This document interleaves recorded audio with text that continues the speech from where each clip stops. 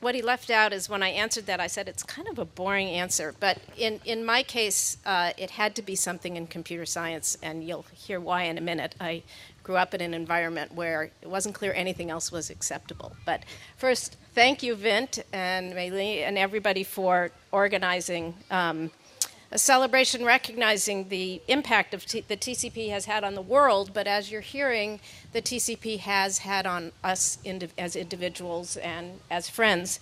I do want to say, Yogan, that I think the Valley back then was probably not as high net worth, did not have as much traffic, but I wouldn't have called it sleepy. I think actually it was every bit as exciting as it is today.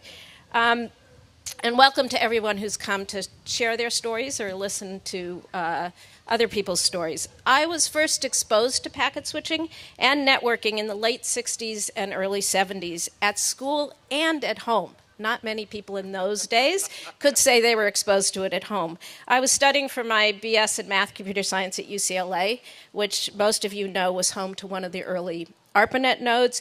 But even before I started college, I was exposed through my father, Judy Estrin, who was a computing pioneer, a professor at UCLA, and advised some pretty special people, including Paul Barron, Steve Crocker, and Vint Cerf.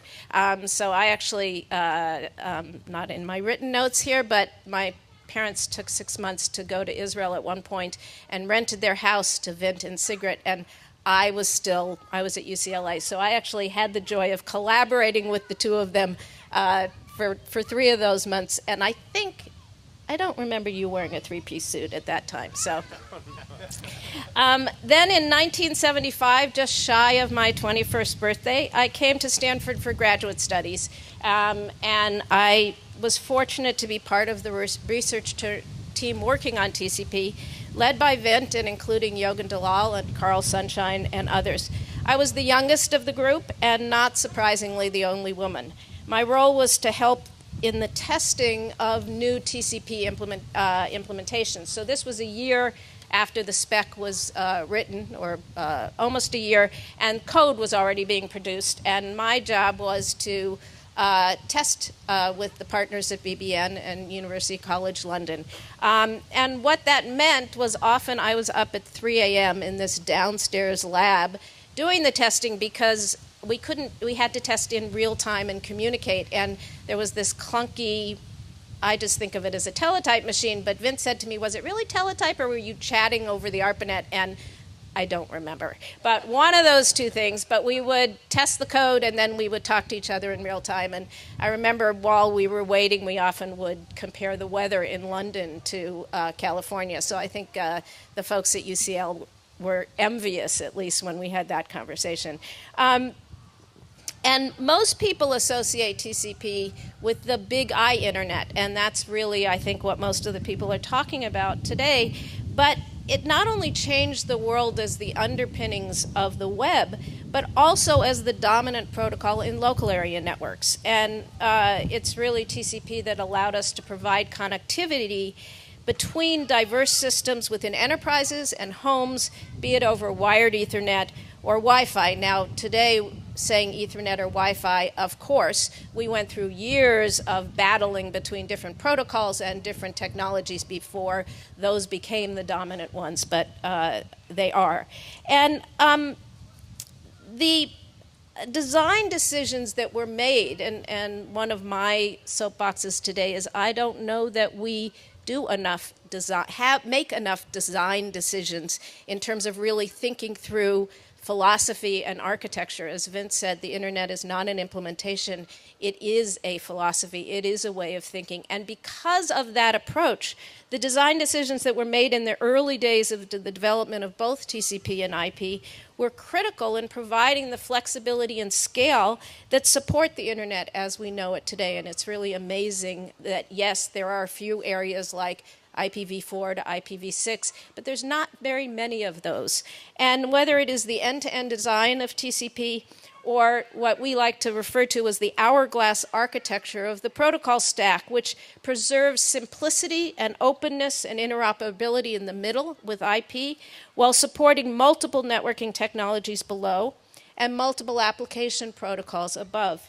The creation of these protocols and other aspects of the internet in a true open systems community spawned decades of innovation, and Vint referred to the research environment, as have others. But let's not underestimate, because the internet in those days was not big money, but it came out of the research community, there were no gatekeepers. It wasn't about closing in and figuring out how to make data or silos or APIs proprietary. It was about how do we make this as open as possible so that more and more people can provide. We can't go back again, perhaps, with the internet, but we ought to think about that as we look forward. And I was ask everybody here to think whether or not in the areas that are most important today, mobile, cloud computing, social networking, do we have that open system environment, or have we gone back to the silos that predated the internet community? And I think it's just very important to think about this. We always talk in the Valley about learning from failure. But sometimes I think we use that phrase so much that we forget to also make sure that we learn from our successes. Or perhaps more to the point, we forget some of the key elements that led to the success of the internet. And I think those design decisions, very few people today realize how important they were. People often ask me if we knew that we were working on something that would change the world so significantly. I'm not sure in situations like that you ever really know, and the fact that Vint threw away the handwritten notes is probably an example about this, but it was all very exciting. As I said, it was not sleepy in the least, except when it was 3 a.m. and I was downstairs testing, because after all, I was still a college student and up late at night.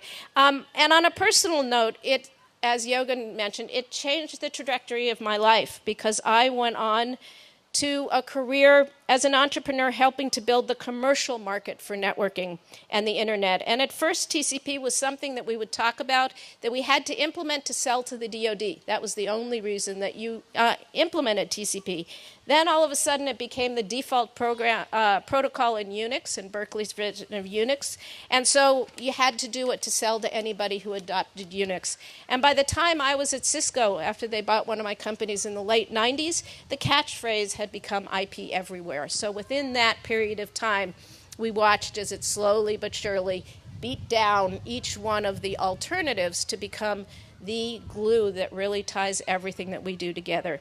It's hard to believe that it's been 40 years, but when you look at how the world has changed since 1974, one might say that it's hard to believe that it's been only 40 years. So thank you all for being here today.